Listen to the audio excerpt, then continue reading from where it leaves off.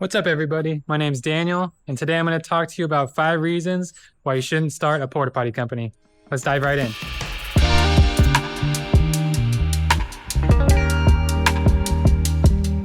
And I know it might be ironic to be telling you why not to start a porta potty company when currently I own and run one myself, and I've been doing this ever since I graduated college. But the goal of this video is to educate you on why this might not be for you. Now, I love this industry and I love porta potties, but it's definitely not for everybody. This is not a get-rich-quick scheme, and anybody that's in the industry will be able to tell you that. So let's get started on why you shouldn't start a porta potty company in 2025. And at the end of this video, I have a pretty cool announcement, so stick around till then. And yeah, let's get started.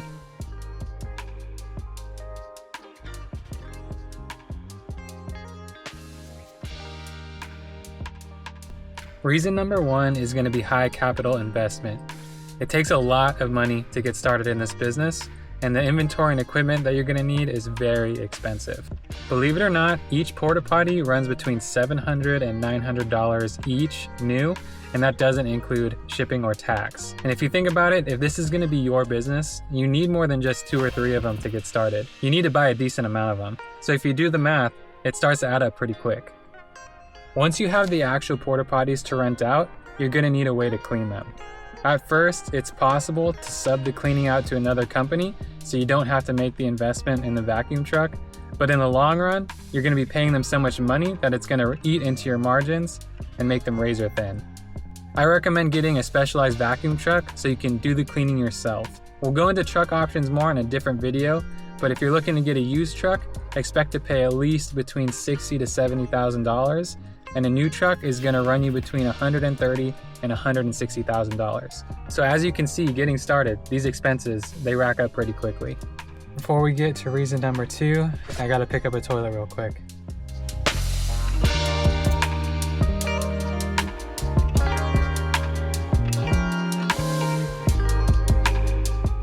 Reason number 2 is going to be the hard work.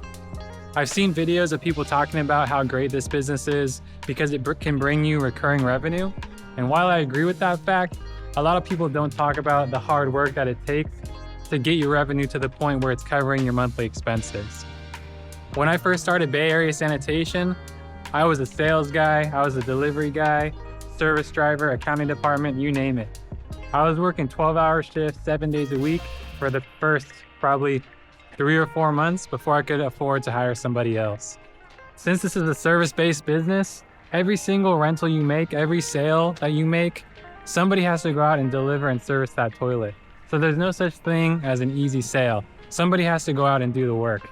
And as you continue to grow, your labor costs are going to continue to grow along with it because you need people out in the field to service your customers.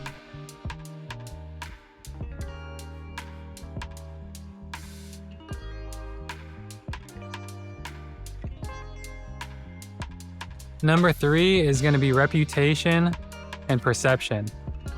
Let's be honest, we're talking about porta potties. This isn't glamorous, it's not high tech, and nobody dreams of owning a porta potty company when they're a little kid. At times, I've had trouble finding and retaining employees because nobody really wants to be in this kind of work.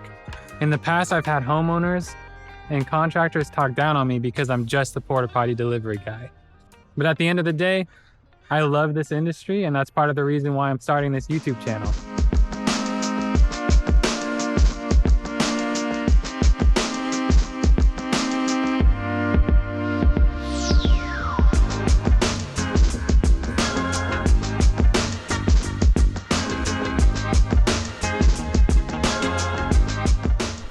All right, back to the yard. And a bonus tip, when you're picking up porta potties, before you load it onto your truck, make sure you take out the used rolls of toilet paper. Otherwise, you're going to end up with a toilet paper trail behind your truck, and that's not a good look. Number 4 is the schedule. This is not your average 9 to 5 business.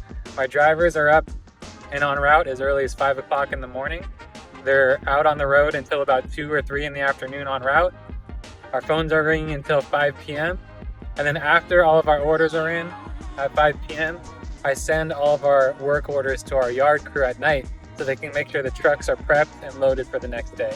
If you decide to handle emergency work, that means that your phones are always ringing, they're always on.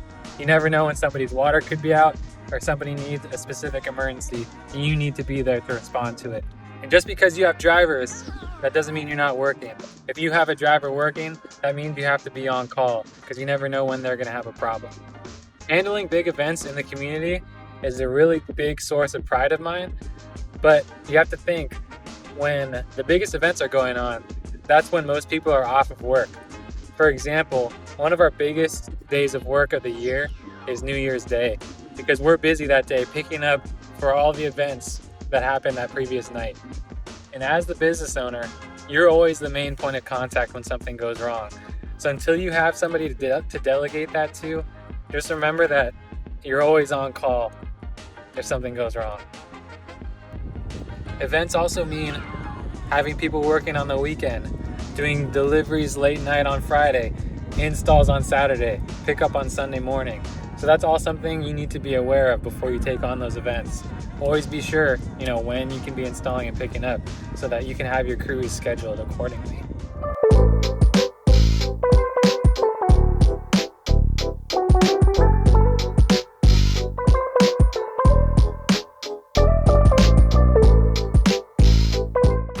Before we get to number 5, let me go somewhere a little more comfortable to talk.